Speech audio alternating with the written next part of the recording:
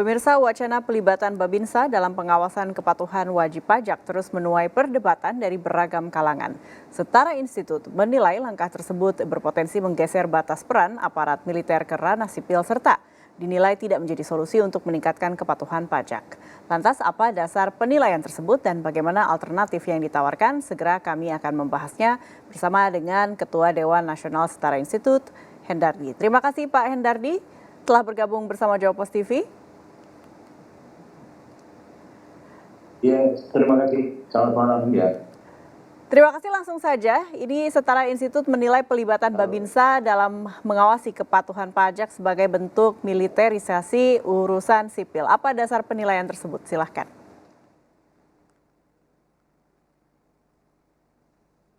Itu urusan pertahanan, urusan teritorial.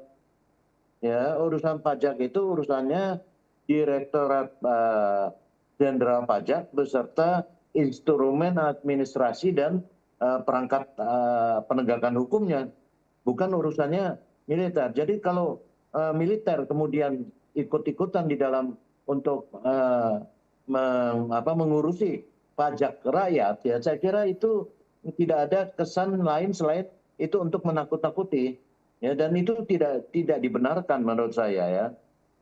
Tidak, bukan hanya kemudian menjadi tumpang tindih kewenangan, tetapi juga merusak supremasi sipil dan menggerus esensi partisipasi warga di dalam bernegara, ya, karena dan ini sudah menjadi gejala umum, kemudian fenomena umum bahwa kemudian pelibatan militer dalam berbagai sektor kehidupan masyarakat ini semakin membesar. Nah, kepatuhan saya kira membayar pajak itu tidak boleh dibangun melalui pendekatan koersif, ya, ataupun dengan menghadirkan aparat militer di tengah masyarakat. Pajak itu kan merupakan partisipasi warga, ya, partisipasi warga dan kewajiban kewargaan yang lahir dari relasi kepercayaan, ya. Kepercayaan siapa? Antara negara dengan rakyat. Negara itu tidak boleh menakut-nakuti warga negara agar patuh membayar pajak. Pendekatan semacam ini justru berpotensi bahwa kepercayaan publik ini akan diperlemah dan memperlemah juga legitimasi sistem perpajakan menurut saya, ya. Ini sekali lagi saya katakan ini soal trust, soal kepercayaan antara negara dengan masyarakat. Nah, mekanismenya bagaimana? Yaitu Direktorat Pajak lah yang urus untuk bagaimana membuat masyarakat patuh membayar pajak. Tapi saya ingatkan sebaliknya, masyarakat juga akan patuh membayar pajak apabila dia melihat bahwa ada tata kelola yang perpajakan dan pemerintahan yang bersih, ya, transparan, bebas dari korupsi, dan juga hasilnya bisa benar-benar dirasakan oleh masyarakat dalam bentuk pelayanan publik berupa misalnya pendidikan, kesehatan, infrastruktur, dan perlindungan sosial yang berkualitas. Kalau dia lihat bahwa uang pajak itu tidak digunakan pada hal-hal yang benar seperti itu, kepatuhan sukarela, voluntary tax compliance itu akan tumbuh dengan tidak akan tumbuh, ya. Nah, kepatuhan itu akan tumbuh kalau misalnya atau rakyat pada dasarnya akan patuh membayar pajak itu apabila mereka melihat bahwa uang yang mereka setorkan itu kembali kepada rakyat dalam bentuk kesejahteraan. Itu kan sebetulnya. Nah, jika wacana ini tetap dilakukan begitu ya, apa dampak jangka menengah dan jangka panjangnya, Pak? Ya, dalam jangka menengah ini saya kira ini akan saya kira menggerus kepercayaan rakyat, ya, dan dalam jangka panjangnya bisa saja kemudian orang kemudian lebih memilih membangkang untuk membayar pajak, dan ini menjadi satu persoalan yang berat buat negara tentu saja, ya. Eh, dan apalagi kalau cara-cara yang kemudian digunakan. Nah, Dirjen Pajak saya kira Direktorat Pajak maksud saya mestinya cukup kreatif untuk memungut pajak masyarakat dengan cara-cara yang apa yang baik, yang transparan dan adil. Ya, bagaimana misalnya kita bayangkan sebagai contoh konkret saja, sekarang orang yang tidak bisa bayar perpanjangan pajak STNK motor, atau ini orang kecil yang motornya untuk kerja dan sebagainya, kemudian itu dengan rajin ditempeli stiker-stiker bahwa belum bayar pajak dan sebagainya, yang membuat rakyat malu. Sementara orang juga melihat bahwa banyak perusahaan-perusahaan tambang atau apa yang kemudian pajaknya mungkin bermiliar-miliar, itu diperlakukan secara berbeda, nggak tidak ditempel stiker atau apa. Nah, kalau perusahaan semacam itu yang belum bayar pajak, dan tempel spanduk lah atau poster di situ bahwa ini belum bayar pajak, harusnya kan begitu ininya.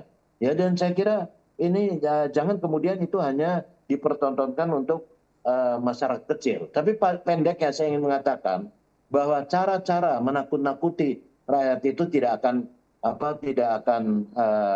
efektif, ya, dan ini akan menurunkan kepercayaan publik untuk secara sukarela terlibat di dalam membiayai pembangunan nasional. Ya, dalam situasi seperti ini negara seharusnya membangun kembali justru kepercayaan masyarakat melalui tata kelola yang bersih, transparan, dan akuntabel.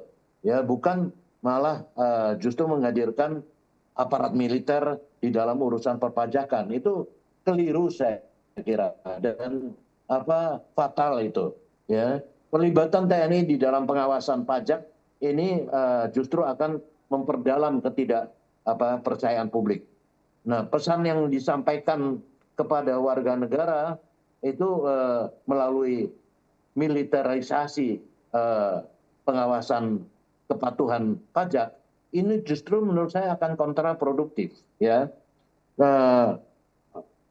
Kontraproduktif, ya. Pesan ini yang akan diterima pembayar pajak itu daripada mereka pikir daripada memperbaiki tata kelola pemerintahan, pengelola negara justru menakut-nakuti warga negara, ya, dan untuk terlibat di dalam pembiayaan maksud saya pemerintahan negara, untuk pemerintahan negara. Itu karena itu saya kira pemerintah semestinya fokus saja pada memperbaiki integritas tata kelola. Persoalannya kan bukan di pembayar pajak saja, tetapi sebaliknya harus dilihat bahwa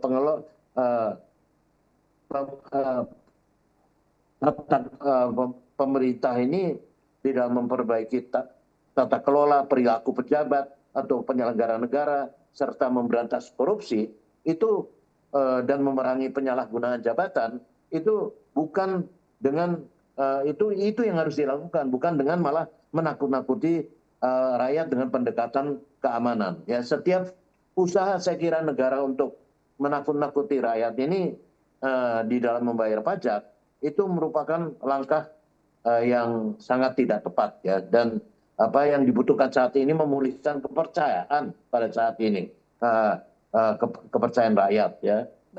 Korupsi yang besar-besaran dan sebagainya. Rakyat lihat itu kok, dia kemudian mereka harus diudak-udak dengan dikejar-kejar dengan pendekatan koersif, pendekatan militer, ya. Karena itu saya kira dan sekali lagi saya ingin katakan bahwa militer itu bukan urusannya di situ. Urusan dia pertahanan negara. Saya akan pivot sedikit, satu poin lagi, bagaimana dengan narasi tax the rich? Kalau tadi rasanya tumpul ke bawah atau tumpul ke atas, tajam ke bawah, konsep tax the rich apakah bisa diadopsi di Indonesia? Maksudnya bagaimana itu?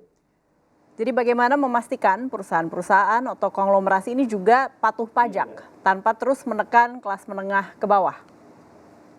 Sama saja, itu problemnya kan kalau negara tidak cukup disiplin dan apa untuk memungut pajak secara adil, secara fair, termasuk kepada perusahaan-perusahaan itu, ya ini kan bisa 4 kali lipat, bisa kong kali kong, dan kemudian itu justru tidak, yang justru besar kemungkinan pendapatannya itu menjadi tidak efisien, ya sementara rakyat kecil kemudian yang sudah susah hidupnya itu yang diudak-udak. Ya, pada dasarnya semua warga negara punya kewajiban untuk membayar pajak. Tetapi juga orang kalau melihat bahwa di lain sisinya ada korupsi besar-besaran, ada perusahaan-perusahaan tambang atau perusahaan-perusahaan lainnya yang ngemplang pajak dan sebagainya, ini kan orang, saya kira publik juga bukan bodoh ya, cukup cerdas untuk lihat itu. Ya mereka akhirnya itu berefek pada kepercayaan publik. Dan kalau kepercayaan itu tergerus kuat, itu tentu saja akan pada paling buruknya adalah ya publik merasa nggak perlu kemudian membayar pajak. Itu kan sudah sering kali kita dengar juga ketika pemerintah tidak cukup konsisten untuk melakukan pelaksanaan pembangunan mensejahteraan rakyat, itu sudah sering kita dengar beberapa kali ada demonstrasi atau apalah yang untuk ya udah kita nggak usah bayar pajak, ancaman semacam itu.